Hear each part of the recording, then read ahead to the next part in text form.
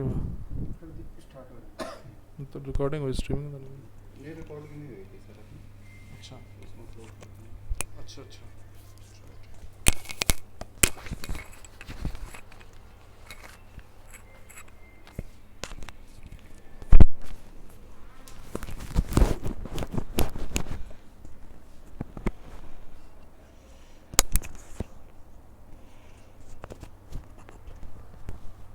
Hello,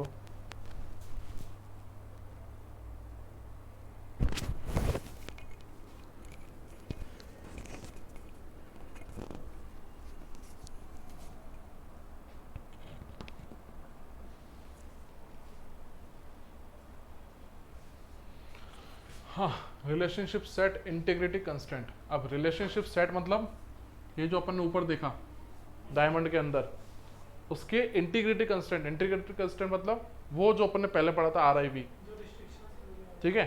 तो यानी कि रिलेशनशिप सेट में टपल्स कैसे आएंगी, कौन रिस्ट्रिक्ट करेगा? ठीक है, तो ऐसे कंस्टेंट लगेंगे जिससे कि चाह के भी गलत डेटा रिलेशनशिप सेट के अंदर नहीं आएगा। ये दो तरीके से होते हैं, बट पहले इसके बारे में लिख लेते हैं एक line. These are the constraints, या दीज आर द वे, ऐसे लिख लो, these are the way that entities are related. These are the way that entities are related.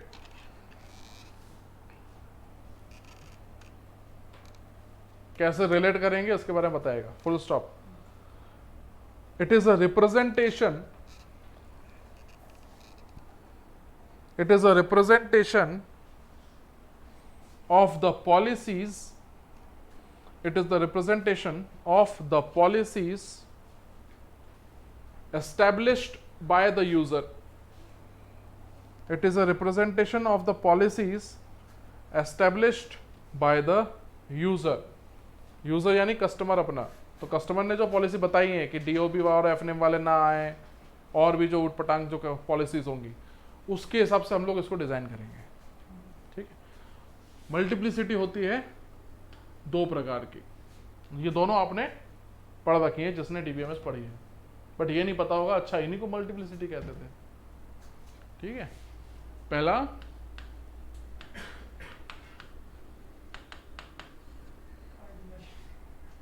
दूसरा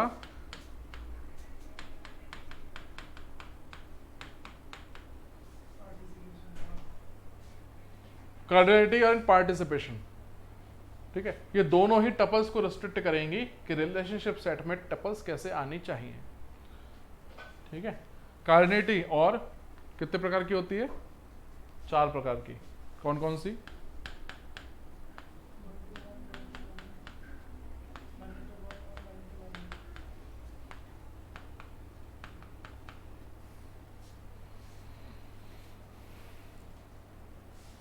ठीक है, और पार्टिसिपेशन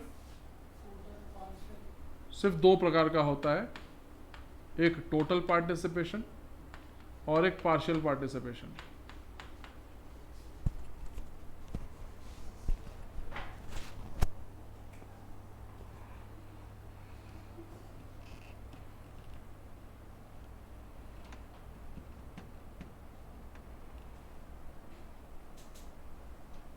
ठीक है, तो कार्डिनलिटी ये बताती है कि इधर की एंटिटी की टपल्स उधर की एंटिटी की टपल्स से कैसे रिलेट करेंगी। ठीक है, और पार्टिसिपेशन क्या बताता है कि इधर से कितने जाएंगे एसोसिएट होने और वहां से कितने आएंगे एसोसिएट होने बीच में। ठीक है, तो कार्डिनलिटी पहले अपन देख लेते हैं 1:1।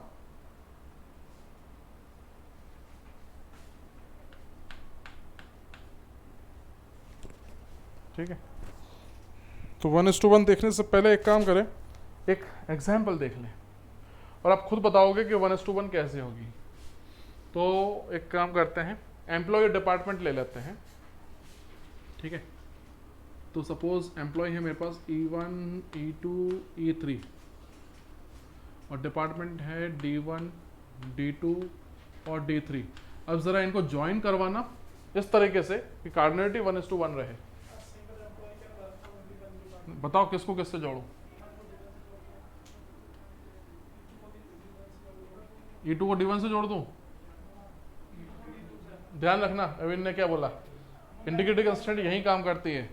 E2 को D1 से जोड़ूंगा तो प्रॉब्लम क्या होगी कि यहाँ पे तो एक एम्प्लॉय एक डिपार्टमेंट पे है, लेकिन यहाँ पे एक डिपार्टमेंट 2 एम्प्लॉय के लिए हो गया, तो 1:1 रहा क्या?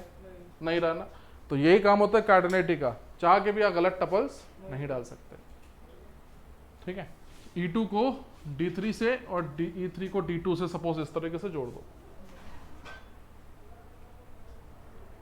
ठीक है, अब सपोज E2 को मैं किसी और डिपार्टमेंट से जोड़ूं, काम करेगा या मना कर देगा? मना कर देगा, क्योंकि अगर कोई एक यहाँ के एक से एसोसिएट हो गया, उसके अलावा मैं कुछ भी ज्वाइन नहीं कर सकता। ठीक है, तो अगर मुझे कुछ चाहिए तो फिर मुझे नए एम्प्लॉय और नए डिपार्टमेंट जोड़ने पड़ेंगे। ठीक है, तो इसी को अगर मैं यहाँ पे टेबुलर फॉर्म में लिखूं, suppose employee number and department number, पहली बार के लिए लिख रहा हूँ, फिर जरूरत नहीं पड़ेगी, फिर डायरेक्ट लिख देंगे। तो E1 D1 E2 D3 E3 और D2। ये किसकी बात हो रही है? रिलेशनशिप सेट जो डायमंड आपने देखा है उसके अंदर की बात हो रही है कि यहाँ पे एक दूसरे से रिलेट हो गए। इसको देख के बताओ क्या लगता है कि कौन बनेगा प्राइमरी की? कोई भी बन सकता है, ये भी यूनिक है, और लिख लो, साथ में लिख लो, both the attributes must be a key। ठीक है, दोनों ही एट्रीब्यूट क्या होंगे? की होंगे। एक प्राइमरी की होगा, और अगर एक प्राइमरी की है तो दूसरा अल्टरनेटिव की होगा। ठीक,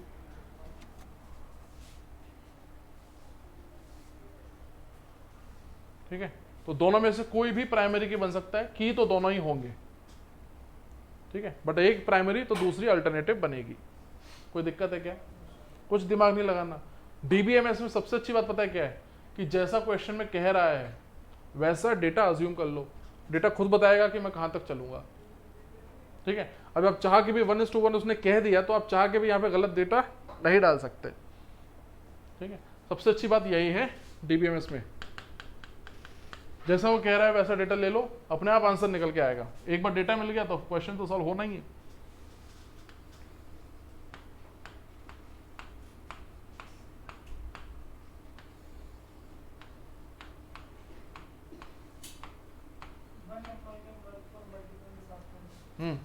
वन इज टू मैनी, यानी कि one employ can be associated with multiple departments. तो one employ associated with multiple departments में कैसे कैसे ज्वाइन कर सकते हैं? क्या मैं ऐसा ज्वाइन करूं तो सही है? ठीक है, क्या मैं ऐसा ज्वाइन कर सकता हूं E2 को D2 से?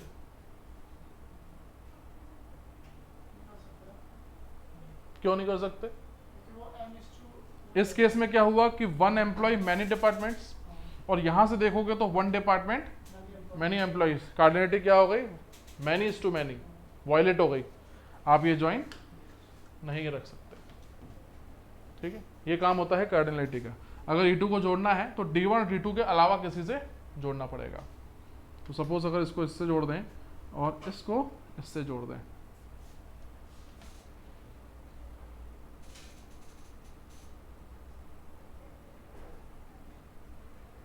ठीक है, इतना हुआ। अब बताओ जरा E4 को किसी डिपार्टमेंट से जोड़ सकते हो क्या? किसी भी डिपार्टमेंट से बताओ। नहीं जोड़ सकते। सोचो, बताओ कौन से, किससे जोड़े बताओ। अगर सारे डिपार्टमेंट ऑक्यूपेटेड हो चुके हैं, ऑक्यूपाइड है, तो अब कोई भी डिपार्टमेंट नए एम्प्लॉय का नहीं रखेगा, क्योंकि अगर D4 से जोड़ोगे E4 को तो D4 1 होगा, एम्प्लॉय मैनी हो जाएंगे, तो 1:मैनी उल्टा हो जाएगा, यानी मैनी हो जाएगी ये, समझ में? तो आप E4 को आप किसी से नहीं जोड़ सकते। E4 को जोड़ना होगा तो D5 लाना पड़ेगा आपको, लाइक दिस। क्लियर है? इसी को टेबुलर फॉर्म में लिख लेते हैं।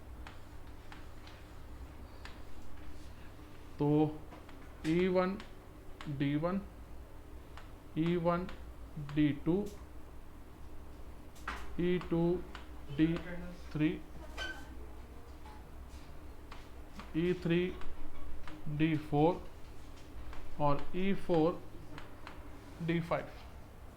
ठीक है ना, कहीं गलती हो तो बता देना। अब देख के बताओ, who will form the primary की?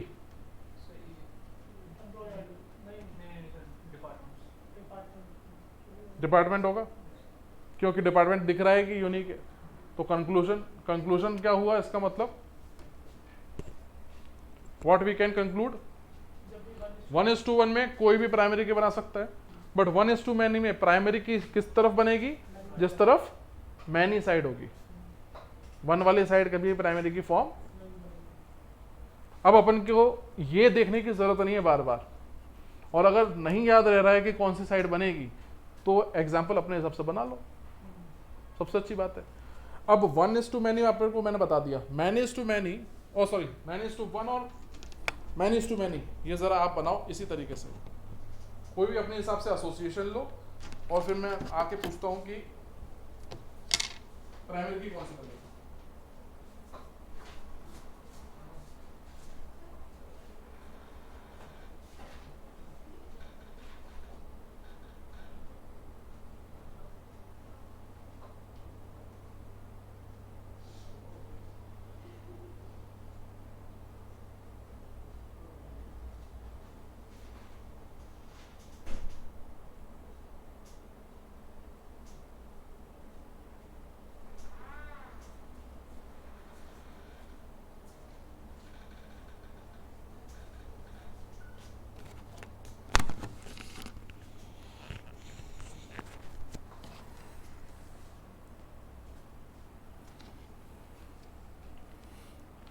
many:1 हो जाए तो बताना। हो गया? प्राइमरी की कौन सी बन रही है? एम्प्लॉय। क्यों? क्योंकि एम्प्लॉय साइड कौन सी है? मैनी वाली साइड।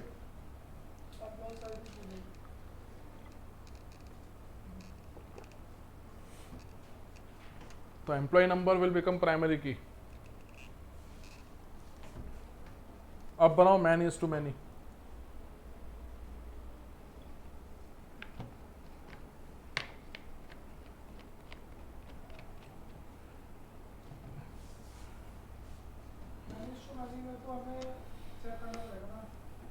many:many में तो चेक ही नहीं करना, किसी को किसी से भी जोड़ दो, दोनों साइड मैनी है, किसी को किसी से भी जोड़ दो। अब जैसे कि ये एसोसिएशन मैंने दो बना दिया, D1 से E3, तो E3 D1, और एक ये बनाया D3 से E4, E4 D3 है। कंक्लूजन क्या निकल रहा है देख के? ना तो ये यूनिक है और ना ही, तो फिर प्राइमरी की कैसे बनेगी? Compound key. Employee number, department number, both will form compound primary key. ठीक है, क्योंकि वही एम्प्लॉय उसी डिपार्टमेंट के लिए दोबारा आएगा क्या? नहीं आएगा ना, तो उस एम्प्लॉय और डिपार्टमेंट का सेट कभी रिपीट नहीं होगा। तो employee and department number both will form the composite primary key या कंपाउंड प्राइमरी की। ठीक है, तो क्योंकि दोनों यूनिक नहीं है और की ढूंढना हमारी प्रायोरिटी है। समझ में आया? 3 पॉसिबिलिटीज हो गई। 1:1 में any attribute can form the primary की, जो भी एसोसिएशन में है। 1:many और many:1 में मैनी साइड वाला attribute will form the primary की, एंड many:many में both will form the compound primary की। क्लियर है ना?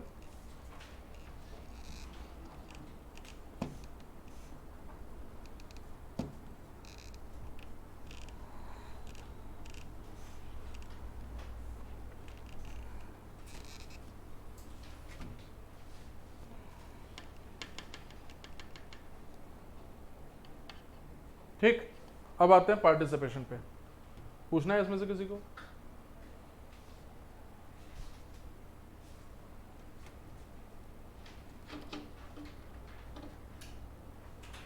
तो पार्टिसिपेशन के लिए एक लाइन लिख लो। हाँ, आइडेंटिफाइंग रिलेशनशिप क्या होता है? जो दो डायमेंशन आ रहे हैं उस पर, उसको आइडेंटिफाइंग नहीं बोलते, ठीक है, क्या बोलता है वीक। चलो पार्टिसिपेशन लिखो पहले। इट डिटरमाइंस वेदर ऑल और only some, it determines whether, whether मौसम वाला नहीं है, वेदर ऑल और only some entity occurrences, whether all or only some entity occurrences participate in the relationship, participate in the relationship,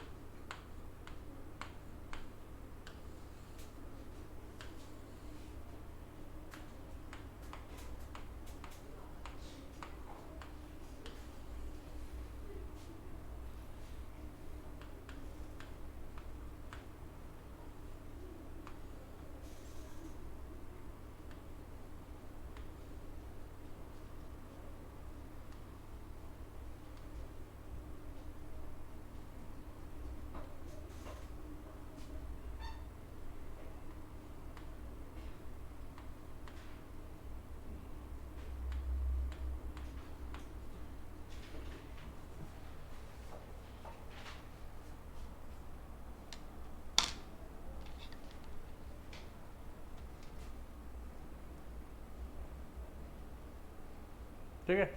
participation को गोली मारो। पहले बताओ ये कार्डिनलिटी कौन सी है? यहाँ पे 1:1 है, और अगर ABC BC एम्प्लॉय और डिपार्टमेंट के बीच में कार्डिनलिटी कैसी है?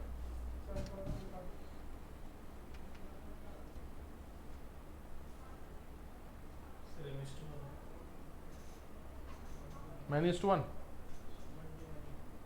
कि 1 to many? कार्डिनलिटी आएगी 1:many because E3 is alone associated with 2 departments. तो आप इसको ऐसे मानो, ये आपका हो गया सिंस, ये वो डिटेल है जो इनके एसोसिएशन के बाद निकली, ठीक है। तो अपन ने ये मंथ और ईयर लिखा हुआ है कि E1 सिंस 10th month 2021 किसे मैनेज कर रहा है? D2 को, ठीक है। E2 दूसरे महीने से 2020 से D1 को मैनेज कर रहा है। E3 अकेला 2 डिपार्टमेंट मैनेज करता है since 6th month 22, clear. E4 जो है किसी को मैनेज नहीं कर रहा है। तो ये वाला जो पोर्शन है ये क्या कहलाएगा आपका? पार्शियल पार्टिसिपेशन, क्योंकि not all the employees are participating in the department, ठीक है। बट अगर आप यहां देखो कोई डिपार्टमेंट छूट रहा है क्या?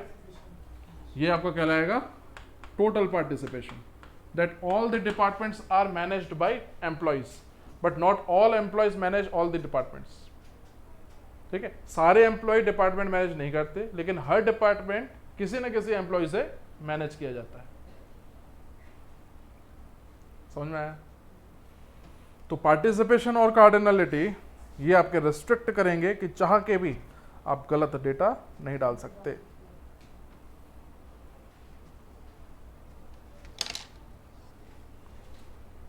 समझ में आया कि नहीं?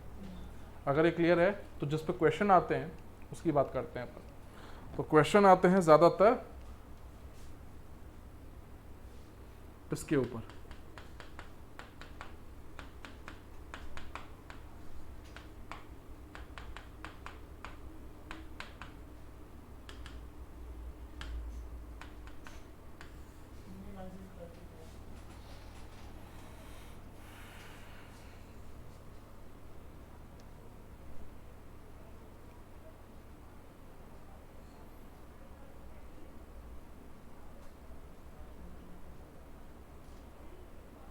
यहां तक किसी को कोई तकलीफ तो नहीं है?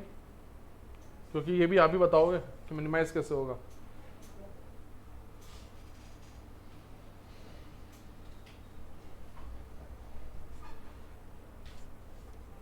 ठीक है, सपोज यही ले लेते हैं 1:1 के केस में, या 1:2 केस नहीं, 1:many के केस में ले लेते हैं, लेकिन ये many to many है तो इसी को बना लेते हैं 1:many, ठीक है।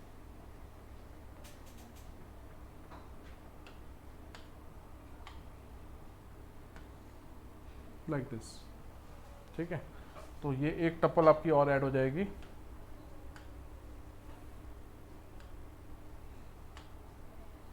E3D2 और E3D3 लाइक दिस, ठीक है। तो इसका एक वहां के मैनी को कर रहा है और प्राइमरी की कौन बनेगा, डिपार्टमेंट नंबर, क्योंकि मैनी वाली साइड है, लिखने की जरूरत ही नहीं है, हमेशा सही निकलेगा, ठीक है। यहाँ तक ठीक है। अब ओरिजिनल एम्प्लॉय में टेबल में एम्प्लॉयज ज़्यादा भी हो सकते हैं, ठीक है। जैसे कि आप यहाँ पे देख रहे हो कि टोटल एम्प्लॉयज अपने पास E1, E2 और E3 थे, और यहाँ पे डिपार्टमेंट टेबल में D1, D2 और D3 थे। ये ओरिजिनल डिपार्टमेंट है, ये ओरिजिनल एम्प्लॉय है, ठीक है। बट E2 किसी डिपार्टमेंट को मैनेज नहीं करता, इसका मतलब ये हुआ। तो ये आपका पार्शियल हो गया, ये आपका टोटल हो गया। सारे डिपार्टमेंट किसी न किसी से मैनेज हो रहे हैं, कोई दिक्कत नहीं है यहाँ तक। अब जरा यहाँ पे देखो, ये प्राइमरी की होगा अपनी टेबल में, ये प्राइमरी की होगा अपनी टेबल में, और रिलेशनशिप जो R निकल के आया बीच का डायमंड, उसमें डिपार्टमेंट नंबर प्राइमरी की है, यहाँ तक कोई दिक्कत नहीं है। अब अगर आप ध्यान से देखो, डिपार्टमेंट ओरिजिनल और डिपार्टमेंट जो आपका R के अंदर है, कोई फर्क दिख रहा है इसमें? नहीं दिख रहा ना। नंबर ऑफ टपल्स जो वहां थी वही सारी नंबर ऑफ टपल्स यहां भी हैं। ऐसा हो सकता है कि यहां पे D4 भी हो, बट स्टिल जो यहां प्राइमरी की है उसका फॉरेन की जिसने लिया हुआ है वहां भी वो क्या है, प्राइमरी की तो है। तो जो यहां भी यूनिक है और यहां भी यूनिक है, तो क्या इसको अलग अलग रखना जरूरी है? अगर इनको कंबाइन कर दिया जाए तो क्या इंफॉर्मेशन लॉस्ट होगी कि नहीं होगी?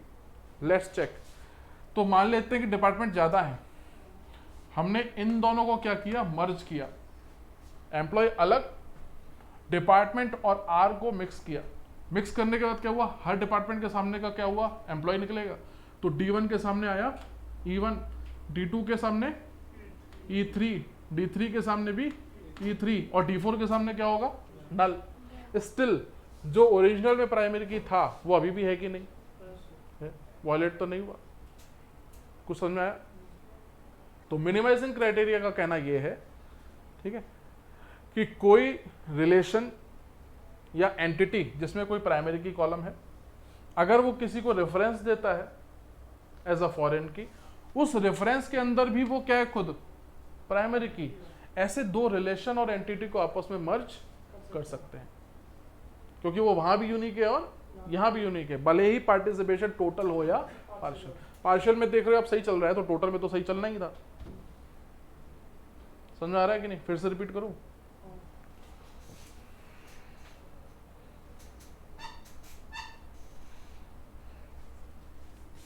अगर कोई एंटिटी E जिसके अंदर कोई प्राइमरी की कॉलम है, रेफरेंस देता है किसी भी रिलेशनशिप सेट को, ठीक है, और वो जो कॉलम जिसका रेफरेंस है वो उस रेफरेंस में भी प्राइमरी की फॉर्म कर रहा है। कहने का मतलब कि सपोज अगर यहाँ पे ये A है प्राइम एट्रीब्यूट और A1 है, ये आपका की एट्रीब्यूट है जिसको आपने यहाँ से रेफरेंस दिया हुआ है, समथिंग लाइक दिस, कैसे भी समझ लो। तो R के पास क्या होगा, एक A होगा और एक जो मीनिंगफुल निकलेगा X होगा, करेक्ट। लेकिन जो यहाँ पे प्राइमरी की था वो रिलेशनशिप के अंदर भी क्या है, प्राइमरी की ही है। ऐसे दो जगहों को आप मर्ज करके सिंगल टेबल में रख सकते हो, ठीक है। ये खुद बताएगा कि मैं कहां कहां जोड़ूंगा। तो पहले इसको लिख लेते हैं, फिर आप बनाना उस हिसाब से।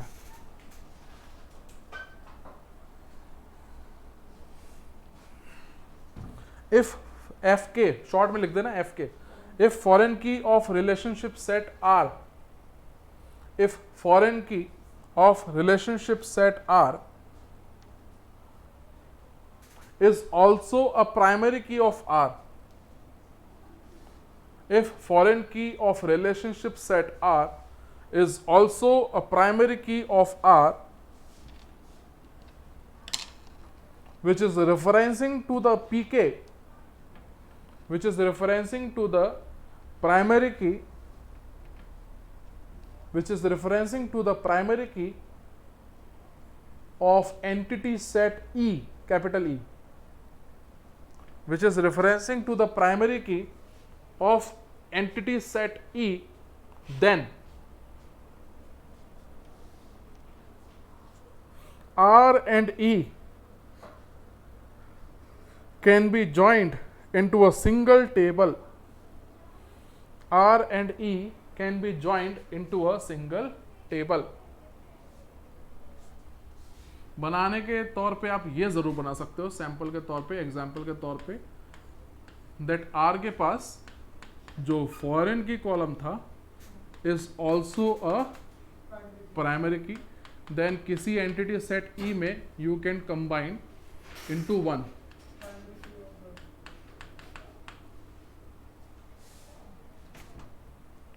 Clear?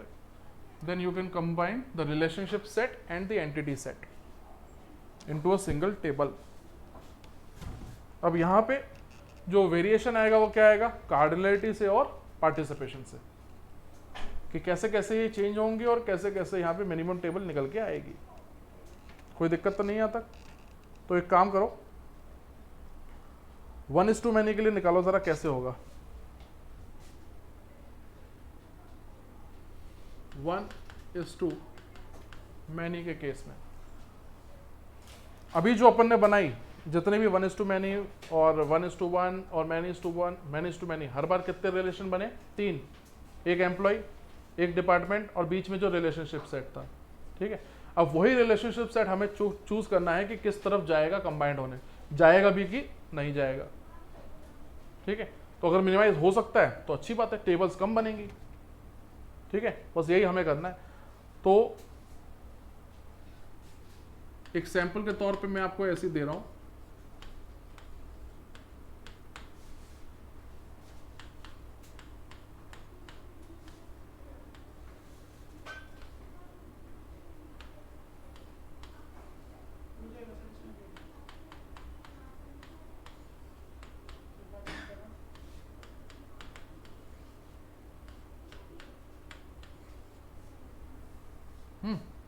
One is to many, ये आपका 1:many.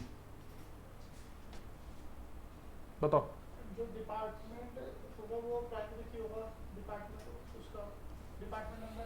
तो उसको आप ऐसा समझो कि ये एम्प्लॉय है, ये डिपार्टमेंट है, डिपार्टमेंट वाली जो साइड थी वही प्राइमरी की बनेगी. तो आर के पास यहाँ पे आपका क्या आएगा, एक ए आएगा, एक बी आएगा और एक, जिसमें यहाँ आर के अंदर की कौन बनाएगा, वो जो मैनी वाली साइड वाला एट्रीब्यूट था, यानी कि बी. यहाँ तक तो दिक्कत नहीं है. तो वो देखो कि मिनिमाइजिंग क्राइटेरिया फुलफिल हुआ कि नहीं, कि वो जो कि रेफरेंस हो, यानी कि फॉरेन की हो किसी एंटिटी का, और वो रिलेशनशिप के अंदर भी प्राइमरी की ही है, ऐसे रिलेशनशिप और एंटिटी को आप कंबाइन कर सकते हो. ठीक है, तो 1:many के केस में how many tables will be required, only 2 tables will be required. तो 3 को आप मिनिमाइज करके 2 में रख सकते हो. ठीक है, so these 2 can combined into 1. जी फॉरेन की भी और प्राइमरी की भी है. फॉरेन की उसमें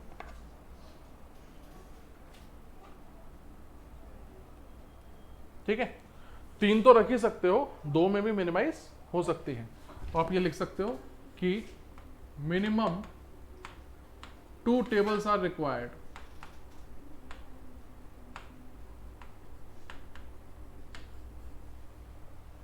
Minimum 2 tables are required.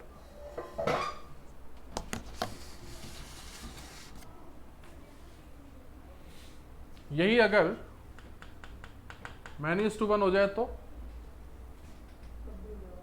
बनाओ जरा.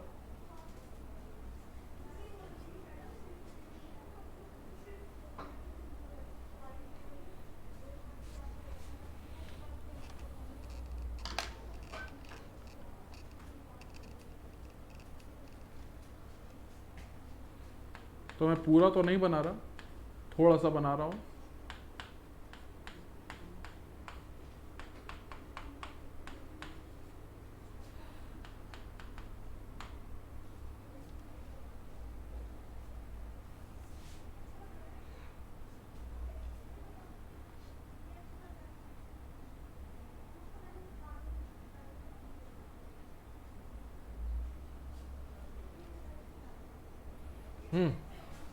तो R का एट्रीब्यूट सेट सेम होगा, A, B और X. बट यहाँ पे प्राइमरी की कौन होगा, ए, ठीक है। तो ए यहाँ पे और यहाँ पे दोनों जगह प्राइमरी की है, that means we can combine them into one. Again minimum 2 tables are required.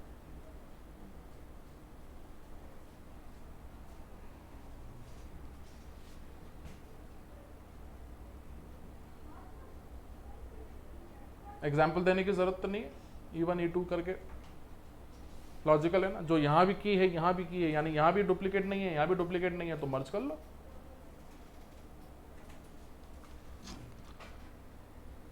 अब यहां देखते हैं, many is to many. Let's see यहां क्या होता है।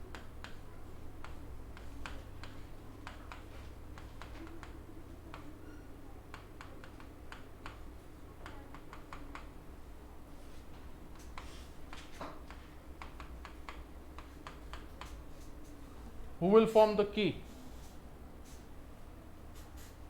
Combination of A and D will form the key. Composite, Composite. ठीक है। तो क्राइटेरिया फुलफिल हुआ क्या, नहीं. नहीं हुआ, क्योंकि यहाँ पे A भी डुप्लीकेट होगा और B भी डुप्लीकेट हुआ, इसलिए दोनों को मिला के बनाना पड़ रहा है, ठीक है। तो यहाँ पे अलोन प्राइमरी की होनी चाहिए थी अगर इसको मिनिमाइज करना है तो, यानी कि इसे हम और मिनिमाइज नहीं कर सकते। Minimum 3 tables are required.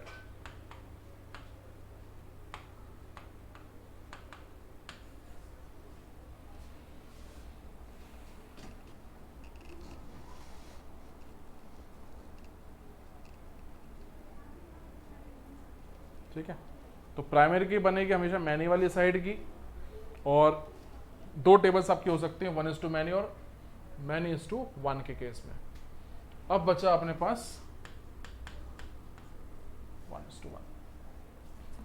Let's see, इसमें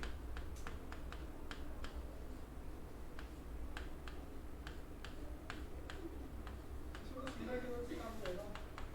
लेट्स सी।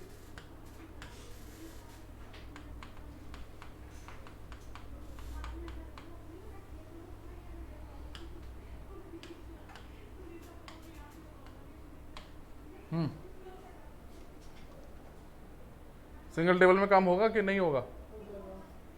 की कौन बनेगा? दोनों में से कोई भी बना सकता है प्राइमरी की, फिर सिंगल टेबल हो जाएगी, हो जाएगी।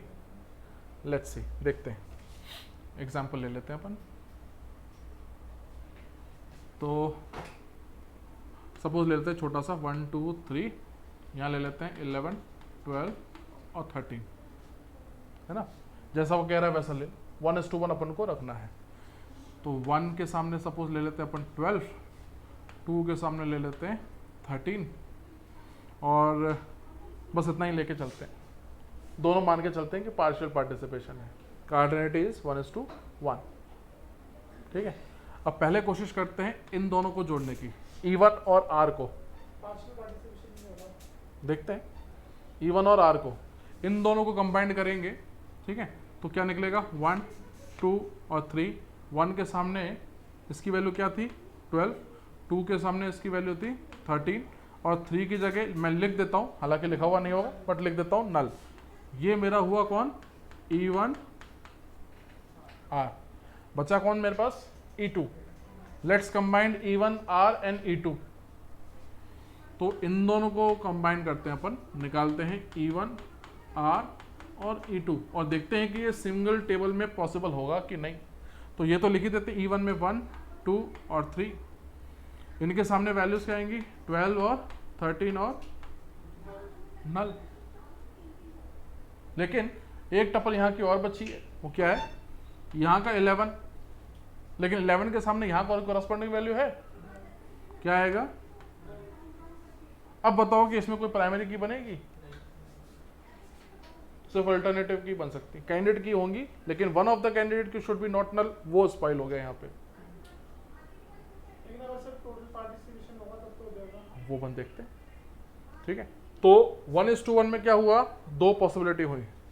अगर दोनों की तरफ ये अगर पार्शियल पार्शियल पार्टिसिपेशन है तो मिनिमम टेबल एक नहीं बनेगी, कितनी बनेगी, मिनिमम दो ही रहेंगी।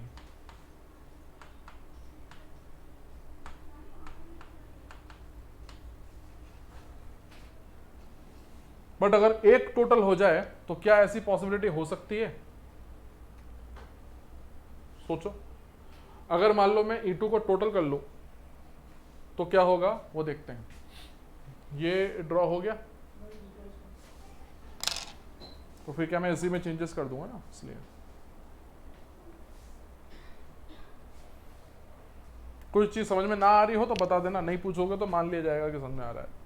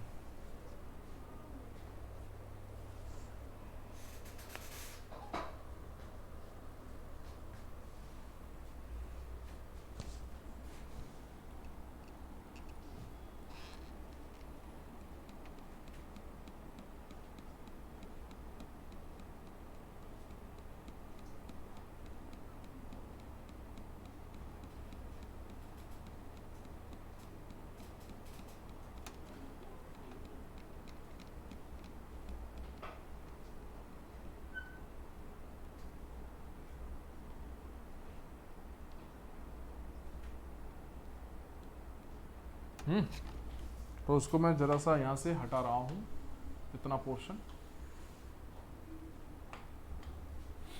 ठीक है, तो 1 2 3।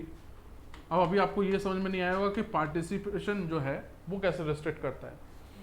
देखते हैं 1:1 कार्डिनलिटी में, बताओ जरा। 1 सपोज 12 लिख लेते हैं, 2 के सामने 13 लिख देते हैं,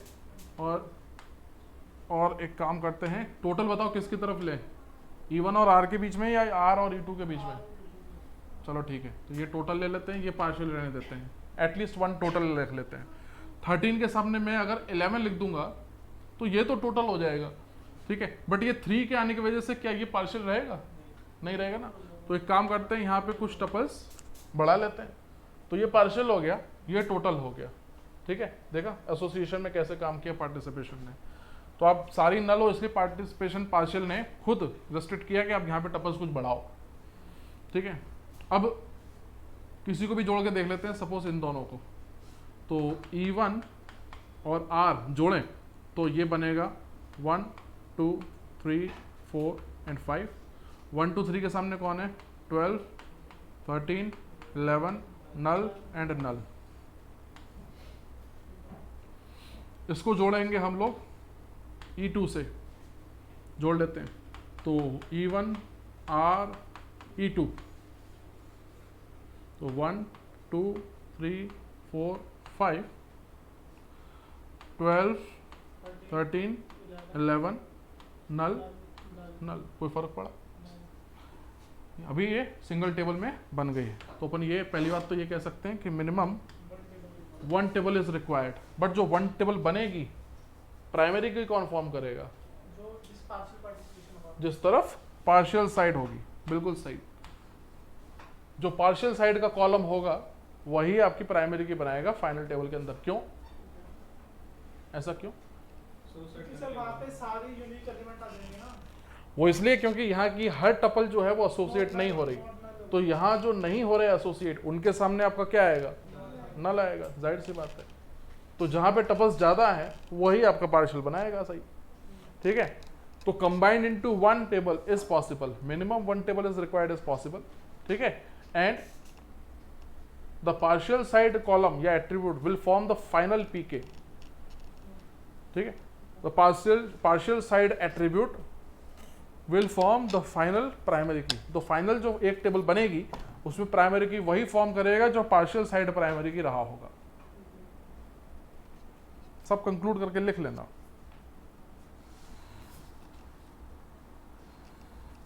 ठीक है, तो partial side PK is the final पीके।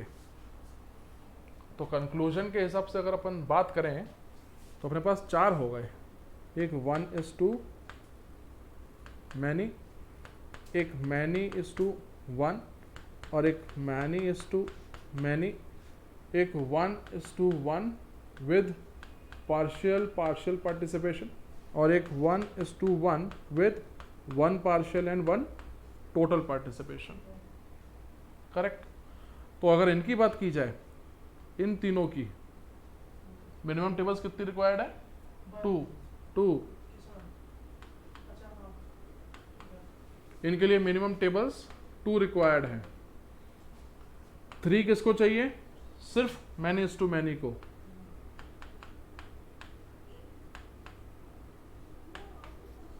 और एक कब पॉसिबल है?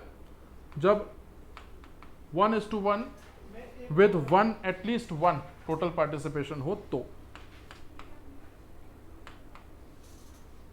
ये आपका कंक्लूजन हुआ मिनिमाइजिंग क्राइटेरिया का। ठीक है, मेन कंसेप्ट याद रखोगे, ये याद रखने की जरूरत नहीं पड़ेगी। ठीक है, तो मिनिमम 2 और टेबल्स वाले आपके पास 3 है, एक 3 टेबल जो बिल्कुल कंबाइंड नहीं होगा और एक 1।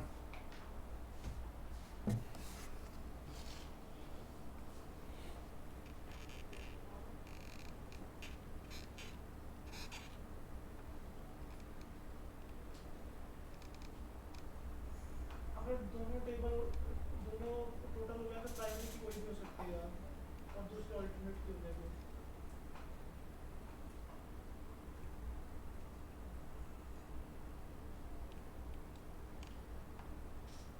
कोई डाउट है क्या?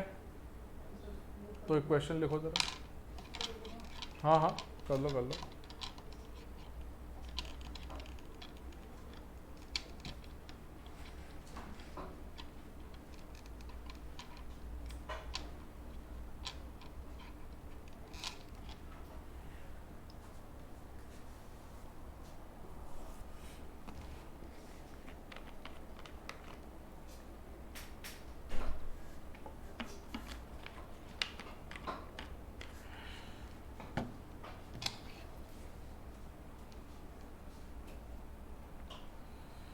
ठीक है, डीआरडीओ का आया हुआ क्वेश्चन है, बट ये आपको होमवर्क दे रहा हूँ, उसको सॉल्व करेंगे कल।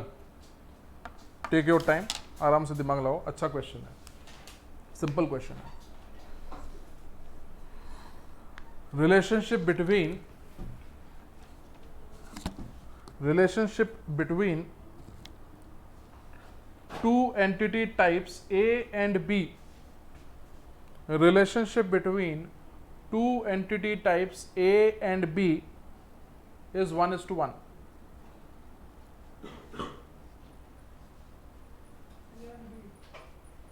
ठीक, full stop. The relationship is optional. The relationship is optional at the end A, END. ठीक है, the relationship is optional at the end A, where only 50%, 50%, only 50% of B relates to A.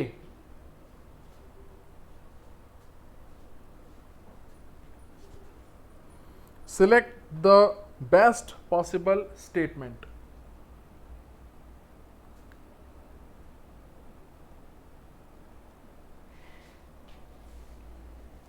Option A. A and B should be kept separate. A and B should be kept separate with foreign key in A. With foreign key in A. Second, इसी का उल्टा कर लो, foreign key in B, सब कुछ same है, foreign key in B. Third, foreign key in both A and B.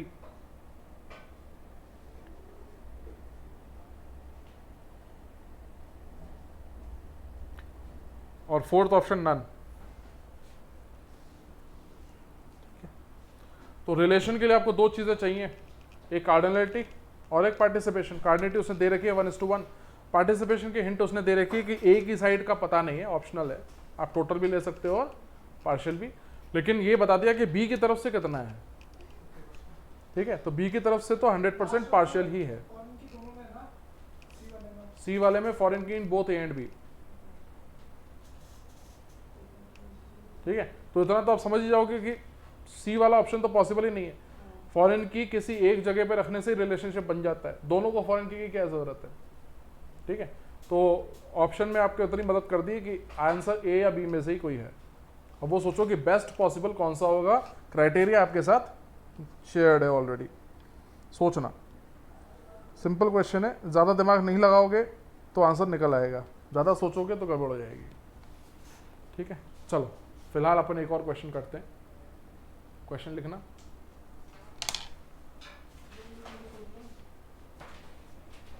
ये तो homework है, इसको यहां मत करो सॉल्व, नया क्वेश्चन लिखना। E1 and E2 are the entity sets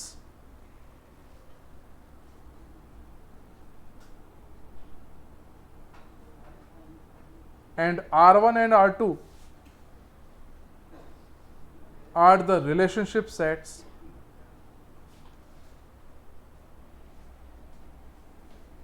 R1 and R2 are the relationship sets relating with E1 and E2, relating with E1 and E2 with cardinality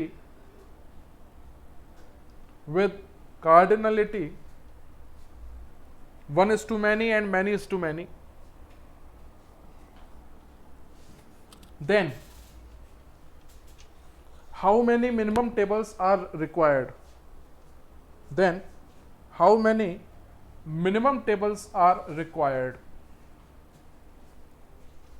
सोचो, बट ज्यादा दिमाग मत लगाना, जितना जानते हो उतना ही दिमाग लगाना।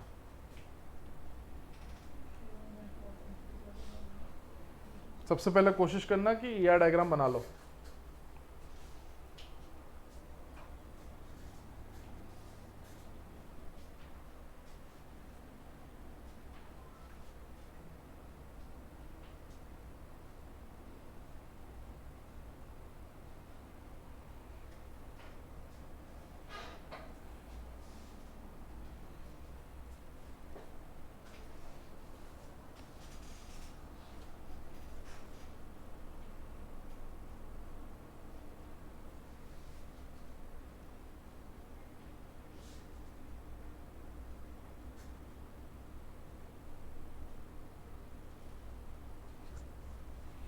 दो एंटिटी के अंदर दो अलग अलग रिलेशनशिप और अलग अलग कार्डिनलिटी उसने दे रखी है। सोचो,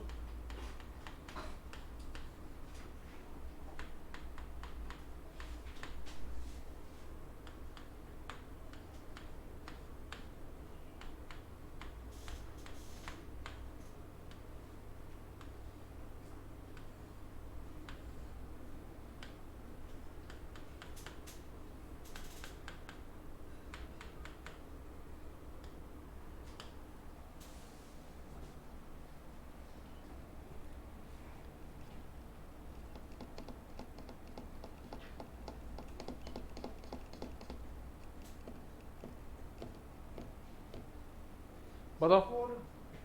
4 तो वैसे ही दिख रही हैं, मतलब मिनिमम नहीं होंगी इससे।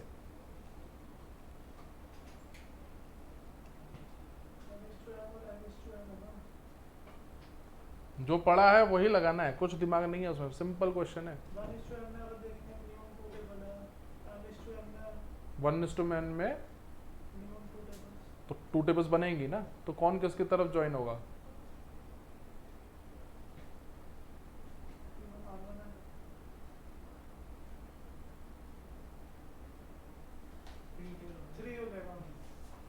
कौन किससे ज्वाइन होगा ये बता दो। मैनी में मिनिमम टेबल्स कितने लगेंगी? मतलब मिनिमाइज नहीं होने वाला, मिनिमाइज की पॉसिबिलिटी सिर्फ R1 के थ्रू है, जिसमें भी R1 किसकी तरफ मूव करेगा? मैनी की साइड। तो पॉसिबिलिटी जो है कंबाइनेशन की वो सिर्फ ये है। तो जो टेबल्स जो आपकी लास्ट में रहेंगी एंटिटीज वो क्या होंगी, एक होगी E1, एक होगा R2 और एक होगा R1 E2। सर जैसे मैनी है, ये मैनी जैसे M लिखा हुआ, अगर ये मैं M लिख दूं क्या फर्क पड़ेगा उससे? लेकिन इसको तो सेम है कॉन्सेप्ट, क्योंकि N और M सेम हो जाएगा। एन से क्या फर्क पड़ेगा, कार्डिनलिटी है वो तो बस।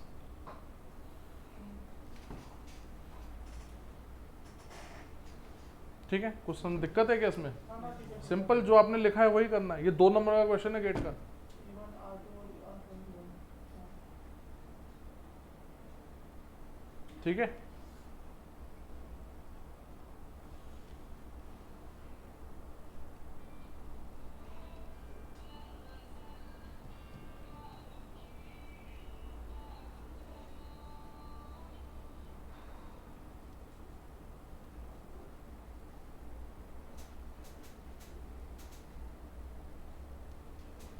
बताओ कोई दिक्कत है क्या अभी भी? पक्का?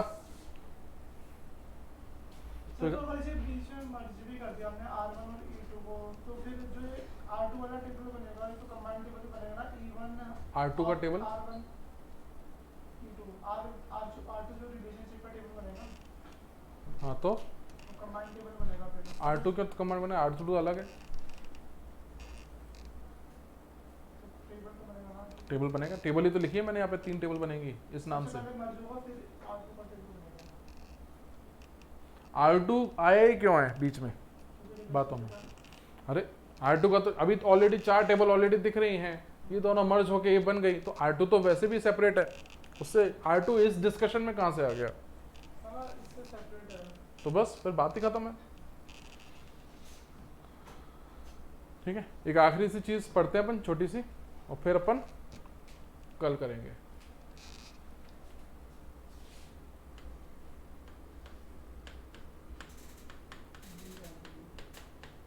इसके बाद क्या है, ER डायग्राम खत्म हो जाएगा।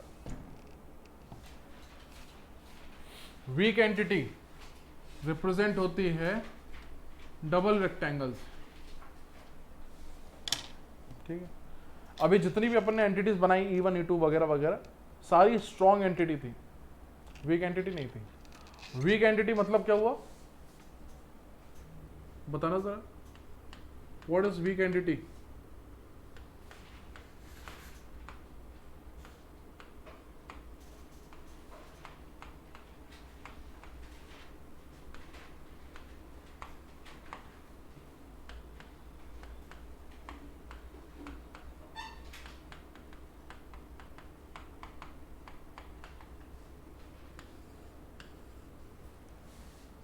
This is weak entity.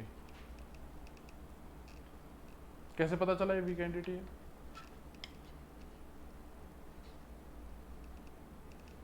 इसमें प्राइमरी की कौन है,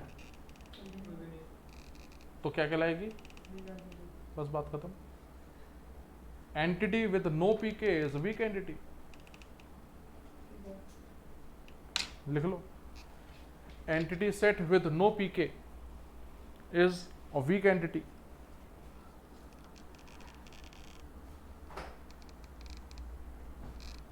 ठीक है, या फिर दूसरे भाषा में कैसे कर सकते हो कि इसकी कोई भी टपल या हर टपल जो है वो यूनिकली आइडेंटिफाई नहीं हो पा रही, क्योंकि करने के लिए हमें की चाहिए। ठीक है, तो जिसकी भी टपल्स आपकी डिफरेंशिएट ना हो पाए वो सेट आपका वीक एंटिटी सेट कहलाएगा। ठीक है, तो अगर आपके पास कोई वीक एंटिटी है तो उसको सपोर्ट करने के लिए वो खुद तो कैपेबल है नहीं, किसकी जरूरत पड़ेगी? स्ट्रॉन्ग एंटिटी की। ठीक है, तो अगर बच्चे अगर यहाँ पे अगर अनाथ हैं तो उनको किसी को गोद लेना ही पड़ेगा। ठीक है, इसको ऑर्फन एंटिटी भी बोल सकते हैं। तो इसके लिए हमें लगेगी एक स्ट्रॉन्ग एंटिटी। ठीक है, और स्ट्रॉन्ग एंटिटी भी कितनी लगेंगी? सिर्फ एक। कोई 2 स्ट्रॉन्ग मिलके किसी एक को गोद नहीं लेंगी, नहीं तो कॉन्फ्लिक्ट हो जाएगा। 2 पेरेंट्स अगर बोले यही मेरा बच्चा है तो कॉन्फ्लिक्ट हो गया ना। तो एक बच्चे के लिए सिर्फ एक स्ट्रॉन्ग एंटिटी काफी है। ठीक है, ये सारी टर्म्स अपन लिख लेते हैं, पॉइंट टू पॉइंट लिख लो। For every weak entity set for every weak entity set there should be a unique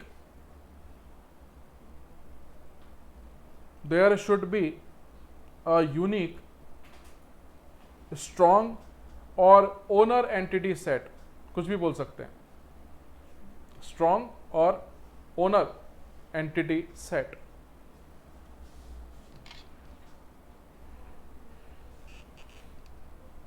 ठीक है, इसमें दोनों चीजें आ गई कि जो वीक एंटिटी सेट है उसको सपोर्ट देने के लिए एक यूनिक यानी कि सिंगल, ठीक है, दो नहीं चाहिए।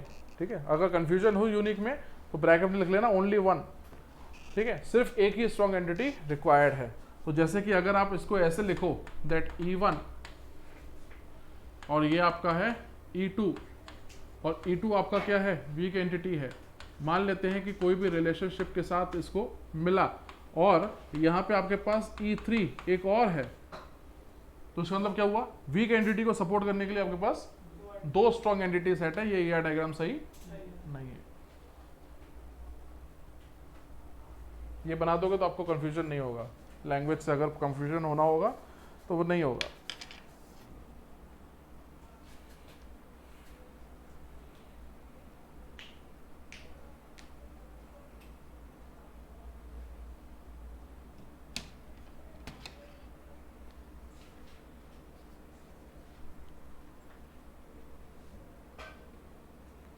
Clear?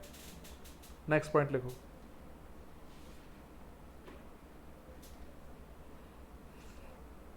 weak entity related to another weak entity set, weak entity related to another weak entity set is not possible। मतलब जिसके खुद के वांदे हैं वो दूसरे को क्या गोद लेगा, समझ में आ रहा है? तो कहने का मतलब like this,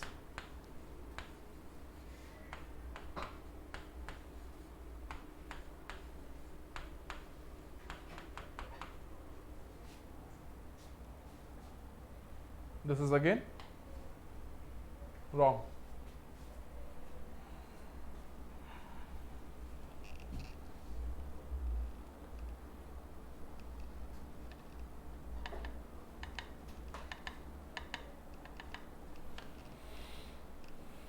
Clear? Next, relationship set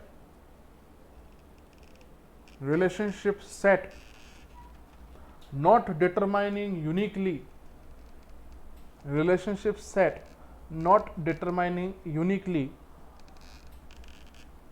is called weak relationship set।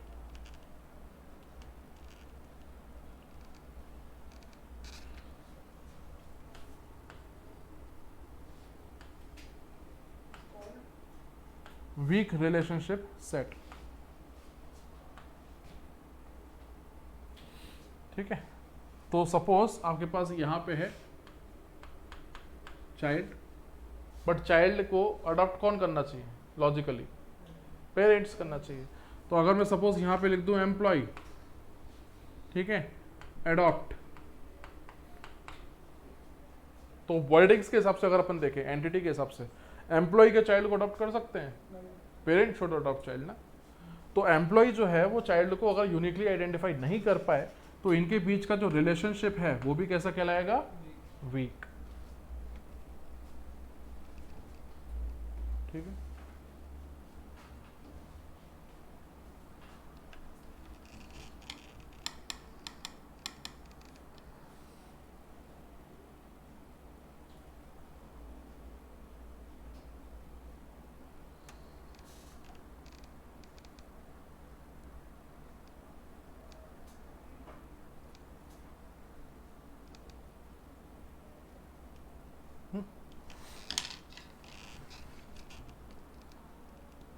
तो अगर वीक रिलेशनशिप सेट हुआ तो अब दो पॉसिबिलिटी और हैं, वो पॉइंट में अपन और लिख लेते हैं।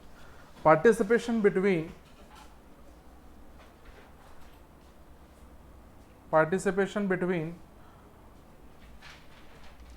weak entity and relationship set participation between weak entity and weak relationship set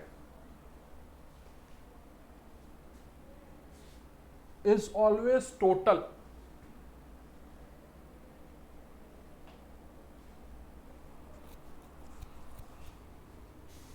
ये बना लेना.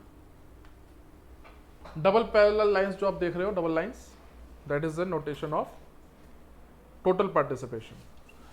ठीक है, तो ये पार्शियल भी हो सकता है,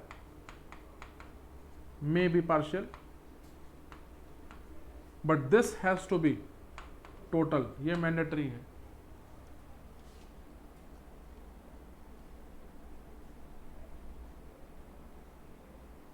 ठीक है, तो डबल लाइंस आपकी कहलाएंगी ये.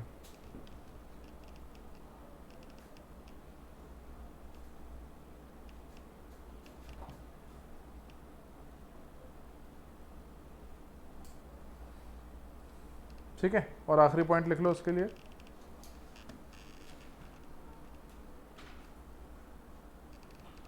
Week entity and weak relationship set. Weak entity and weak relationship set always kept.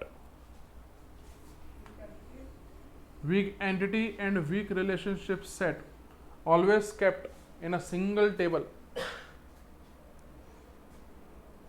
Always kept in a single table. यह हम मिनिमाइजिंग नहीं लगा रहे हैं, ध्यान रखना कि पहले 3 थी और फिर अपन 2 कर रहे हैं, ऐसा नहीं है. ठीक है, इसका मतलब ही है अगर वीक रिलेशनशिप और वीक एंटिटी है तो ये कभी अलग नहीं रखे थे, हमेशा एक ही टेबल में ही रखेंगे. तो ये यहाँ पे मैक्सिमम भी 2 है, मिनिमम भी 2 ही है. ठीक है, इसके ऊपर कोई क्राइटेरिया लगाने की जरूरत ही नहीं है. ठीक है, एक क्वेश्चन करते हैं और फिर ओवर द क्लास.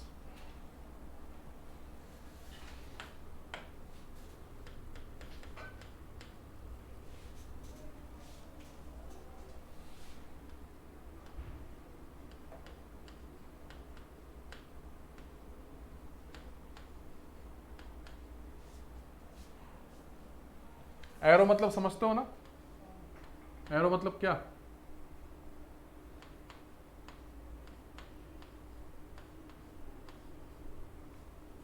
एरो यानी 1 कार्डिनलिटी.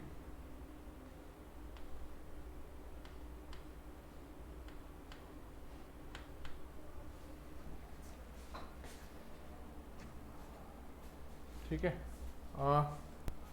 एट्रीब्यूट्स हैं कुछ इस तरीके से M1 M2 M3 P1 P2 और इसके नीचे बना देता हूँ, ऊपर जगह नहीं है, N1 और N2.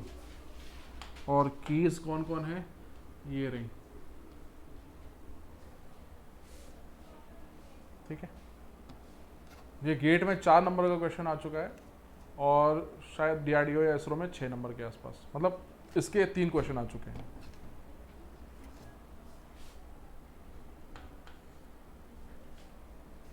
पहला क्वेश्चन तो आप समझ ही गए होगे क्या होगा. Minimum number of tables find करनी है. Find minimum number of tables. दूसरा क्वेश्चन मैं लिख देता हूं, choose the correct attribute set. और ऑप्शंस हैं M1 M2 M3 P1 M1 P1 N1 P1 N1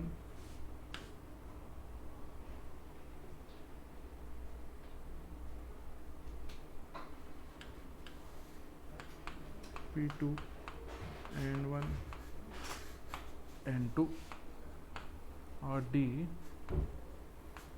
M1 P1 P2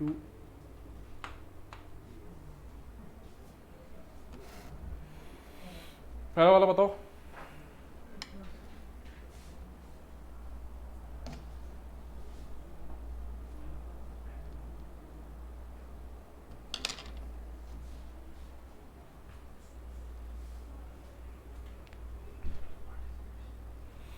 arrow यानी 1, जहां एरो नहीं है वो मैनी।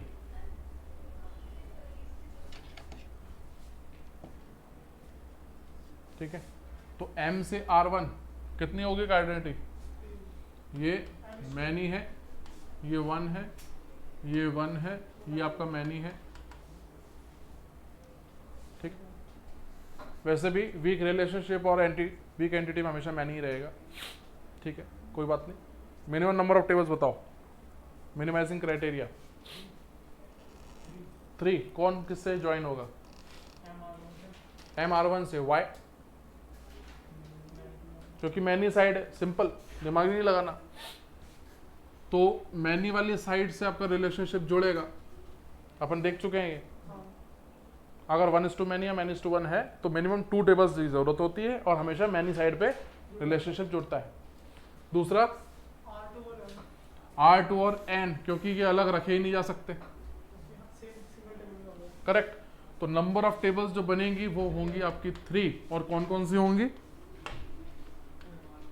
M R1 P और R2N। बिल्कुल सही।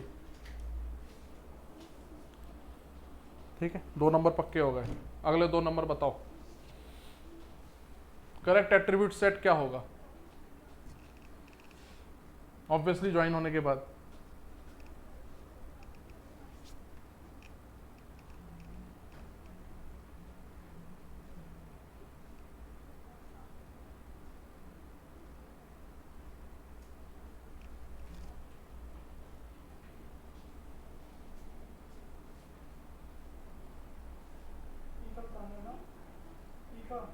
पी का, अरे करेक्ट एट्रीब्यूट सेट बताना है, जो बचा हुआ EID है उसमें से।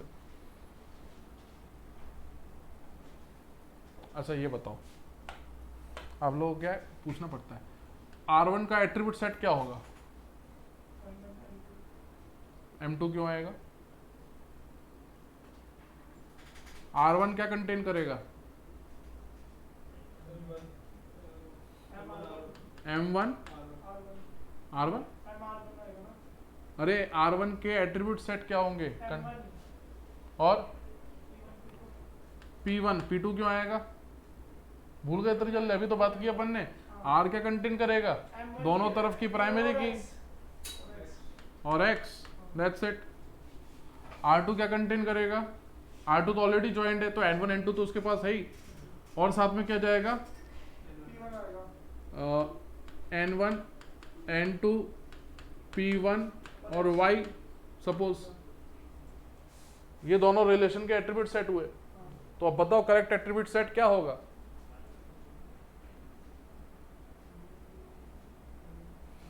जब इन दोनों को ज्वाइन करोगे,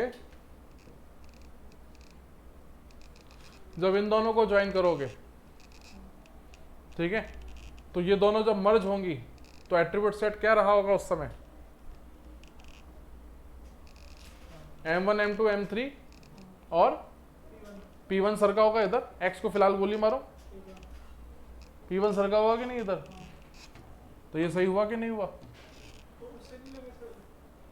M1 P1 और N1, इसका मतलब क्या हुआ कि तीनों की प्राइमरी की मिलके कहीं होंगी, कभी होंगी, कभी नहीं होंगी। गलत है ये। P1 P2 N1 N2, P1 N1 N2 तो हो सकता था रिलेशन के अंदर और N के अंदर। P2 क्यों आएगा जब P1 अकेला ही काफी है? समझ रहे हो? ये भी गलत है। R1 अगर P1 की तरफ, P की तरफ जाता तो यहां से M1 मूव होता और कलेक्शन क्या होता? M1 P1 और P2। अगर R1 इस तरफ जाता, कभी R1 इसकी तरफ जाएगा 1 की साइड? हमेशा मैनी साइड जाएगा। तो कभी ये सेट बनेगा? कभी नहीं बनेगा। इकलौता पॉसिबल सेट वही होगा कि R1 जब M की तरफ जाएगा तो यहां का P1 इधर मर्ज हो जाएगा। दूसरा यहां पे पॉसिबल होता अगर ये P2 ना होता तो। समझ में आया? कोई दिक्कत है क्या अभी भी? नहीं। पक्का ना? तो बताओ मैक्सिमम नंबर ऑफ टेबल्स कितनी होंगी?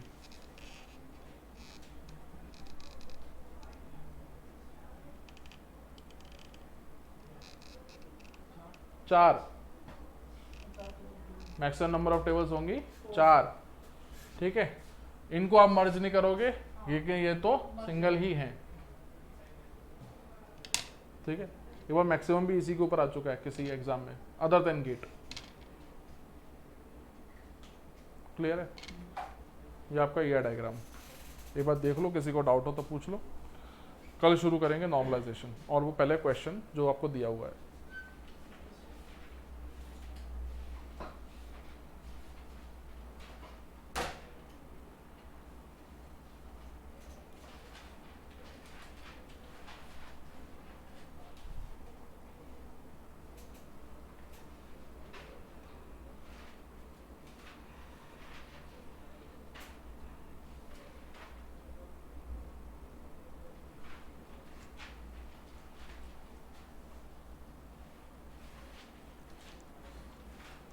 एक बार घर जाके रिवीजन करोगे तो आसानी होगी।